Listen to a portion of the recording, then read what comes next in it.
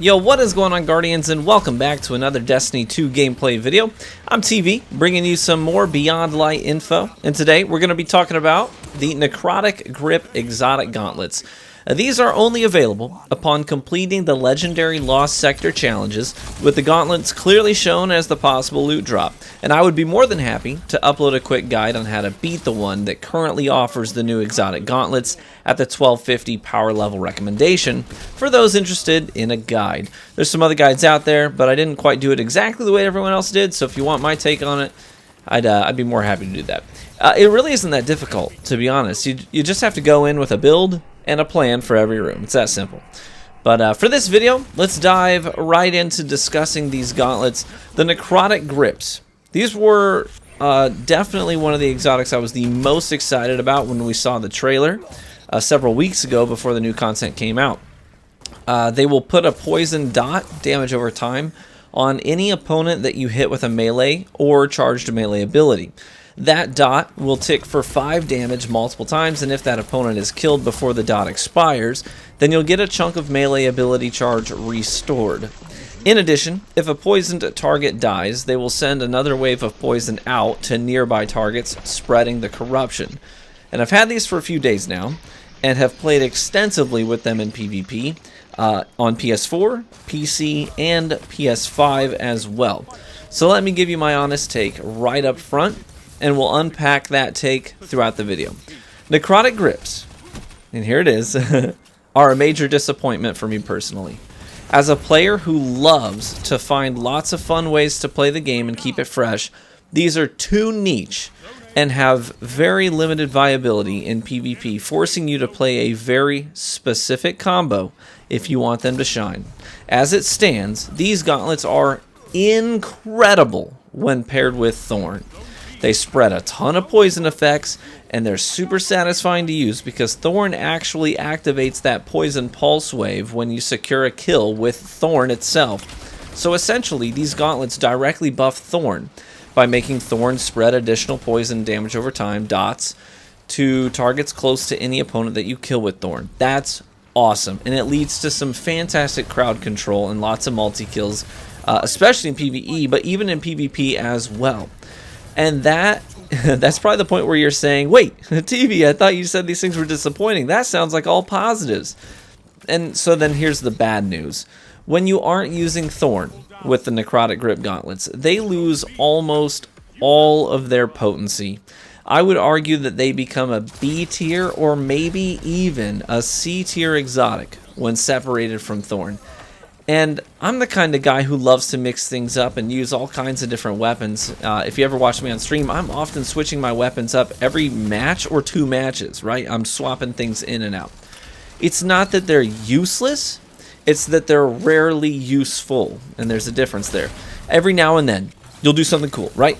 Every now and then, they'll do something where you're like, whoa, that was awesome, and I can only do that with these things, right? Every now and then, they're helpful. But more often than not, anytime I apply the dot and it results in a kill, I would have had that kill anyway. So it really didn't do anything for me. If I freeze a target with my stasis melee ability, they were going to die anyway.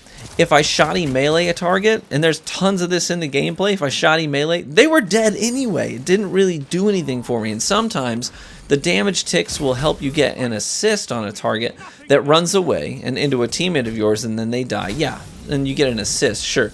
And you can, in fact, get one-hit kills when hitting a target with a charged attunement of Fission Atomic Breach melee. But again, you have enough time to take a single shot with your primary anyway after an Atomic Breach. So did it really change the outcome of the fight? The answer is probably not. At the end of the day, apart from Thorn, these things are just okay. And there are no less than 4 or 5 exotic armor pieces for Warlocks that would be more useful to have equipped. I would honestly consider it a fair trade-off, in my opinion, and if you disagree with me, that's totally fine. If you're a Thorn main, you're probably going to disagree with me here, but I would honestly consider it a fair trade-off to have the synergy with Thorn removed and have the gauntlets themselves be buffed so that they would be more useful for a lot more weapon combinations. You know, I'd prefer to have the ability to choose how I want to use them instead of having that choice made for me. I will no doubt continue to use these things with Thorn and have a blast doing it. Honestly, it's super fun and it's super effective. But the potential for creativity with these things, it really isn't there, unfortunately. A few modifications and these things could really be fun and shake things up a bit, you know? If the poison target was visually easier to recognize in PvP, that would be super helpful. Maybe they would, you know, if they would glow greenish in a way that's easily recognizable for me, that would be awesome. You know, when I throw a Celestial Fire attack into a group, and I do that a ton in the gameplay that you're watching, I'll open it with that attack and apply that dot. It's a lot easier to see who I need to clean up if they're, you know, glowing in some sort of way to show me who's corrupted in that group. Instead of having to try and figure out where those, you know, 5 damage tick numbers are coming from in that group. Like, which one of these guys is showing those? No, I don't know. You know what I mean? Also, if each damage tick made like an audio cue, it could be more unsettling for the target themselves and maybe incite a little more panic. You know, there's just a lot of different ways that you could buff the exotics without directly buffing their damage output, per se. Usually when you talk about buffing something, people tend to be a little nearsighted and they think, oh, you just want it to do more damage, right? And that's where their mind directly goes to. But there's a lot of different ways to buff things in a game like Destiny without just targeting its damage output. Instead, you could focus on their usability, their viability, and their utility, things like that, right? So if we can get a little creative with the way that we buff these things, I think they could be a real contender and they could really shake things up in PvP. So, what are your thoughts on these gauntlets? If you have them, have you been pleased with them? I mean, there's no doubt that in PvE, these are incredible for crowd control with Thorn. I mean, they really can be awesome in addition to your arsenal if, you know, in any environment and any arena in Destiny 2 if you're using Thorn. I only wish you could apply your own thoughtfulness and creativity instead of having the game choose what you'll use for you, right? So, thanks for watching the video, by the way. Come check us out sometime, live on stream, truevanguard.com, and feel free to check out Gamer Subs, an energy drink for gamers that, in my opinion, is the best in terms of flavor, and it doesn't claim to heal all of your ailments and do some really crazy pseudo-scientific things.